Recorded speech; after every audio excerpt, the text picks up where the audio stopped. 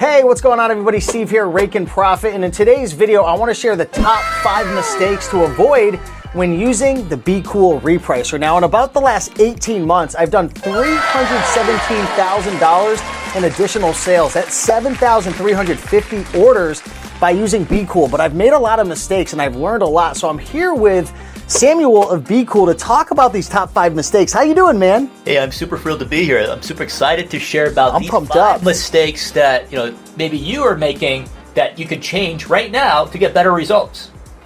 All right, so let's get into this video and let's talk about mistake number 1. The first mistake is not using the AI repricer. So Samuel, can you talk about what the difference is between the two kind of repricers that a lot of people will use when starting Bqool? I think when you're using Bqool, the number one thing is you can use the AI because that's what we're known for. We're the number one AI repricer in the market there. And with AI, you can reprice a lot more. You can win the buy box a lot more.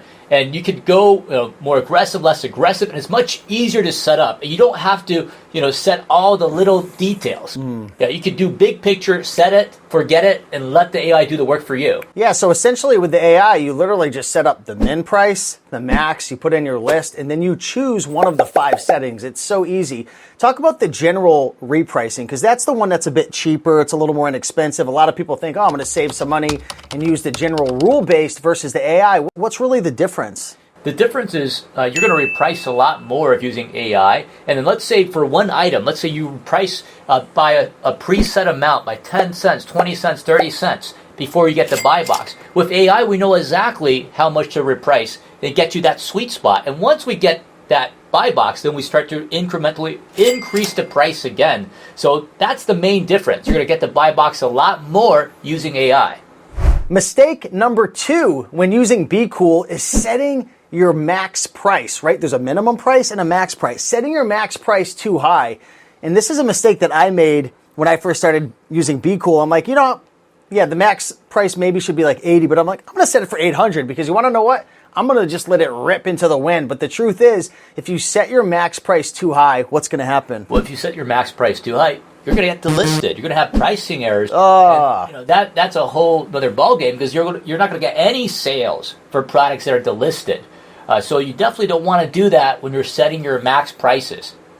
Mistake number 3 when using the Bqool Repricer, and this is a big one we were talking about behind the scenes, is a lot of sellers, they won't include the correct buy cost. Now talk about why it's important to include the buy cost when you're using a repricer. What does it do and what's the downsides to putting in, like, if you don't add all your costs and you have the wrong buy costs? I think to put your buy costs, you do want to have accurate buy costs, including, let's say, your prep fees, if you're paying for prep fees, any additional costs you have.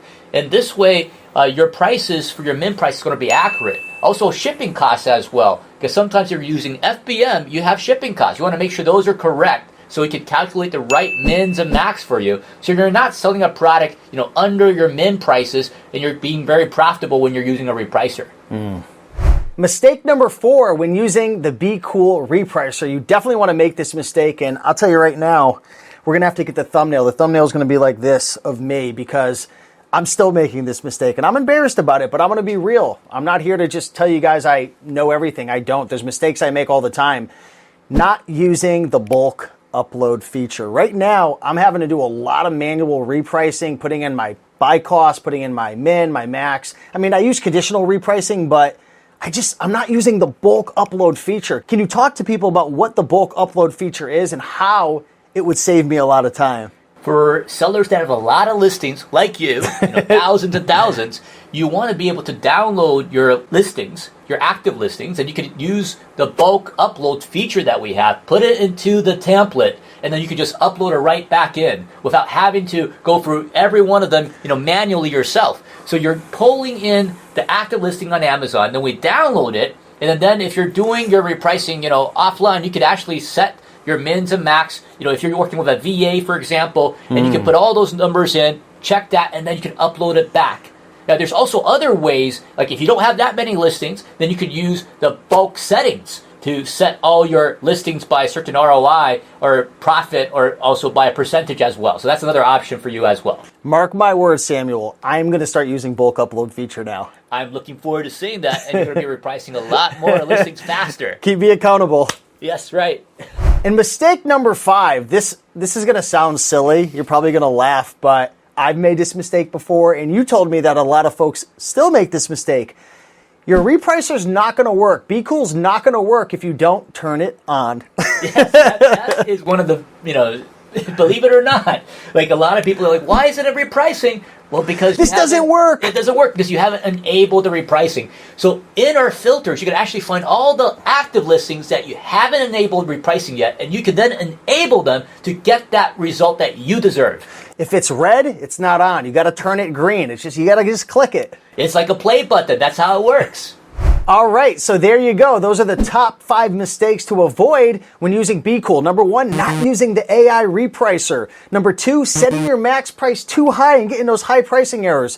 Number 3, not including the correct buy cost. Number 4, and I'll tell you, this is all fingers pointed at me, not using the bulk upload feature. And then last but not least, not turning your repricer on. If you'd like to check out Bqool, get yourself a free 30-day trial by using my link down below. That's exactly what I did when I first started. I got the trial. There's no credit card required. Give it a shot, and you'll be able to go into your dashboard just like I've done, and 18 months later, $317,000.